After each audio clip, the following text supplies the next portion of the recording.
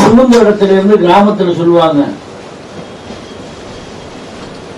நீ கெட்டு போகாமல் இருக்க வேண்டுமேயானால் யாருக்கும் கெடுதல் செய்யக்கூடாது.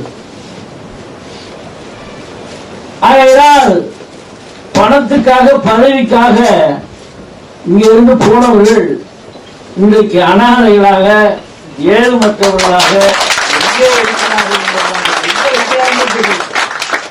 எங்க இருக்கிறாங்கன்னு தெரியல. எந்த புகை வண்டியிலையும் வர்றதுல எந்த இடத்துலயும் வர்றதுல பார்க்கறது அப்படி. அதனால மறுமலர்ச்சி திராவிட முன்னேற்ற கழகம் என்பது ஒரு பேர் இயக்கம்.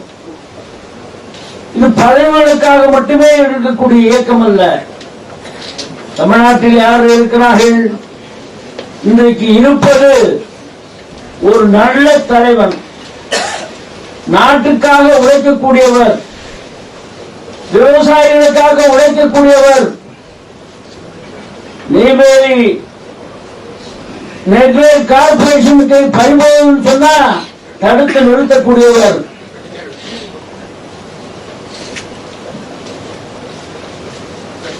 தஞ்சை வாழ் மக்கள் தண்ணிக்காக கஷ்டப்படுறாங்க, மேலாளரை அணை கட்ட போகிறார் என்று சொன்னால் தலைமை அமைச்சர் வரை சென்று பாதுகாக்கக்கூடியவர், எல்லா வகையிலும் இன்றைக்கு தமிழகத்தில் இருக்கக்கூடிய இயக்கத்தினுடைய தலைவர்கள் நம் தலைவர் தான் பெற்ற தலைவர். மக்களுக்காக வாழ்ந்து கொண்டிருக்கக்கூடிய மக்களின் கவனங்களை சென்றுபடுத்தி அவர்கள் தன் பக்கம் ஈர்க்கக்கூடிய சக்தி நம் தலைவரிடம் தான் இருக்கிறது.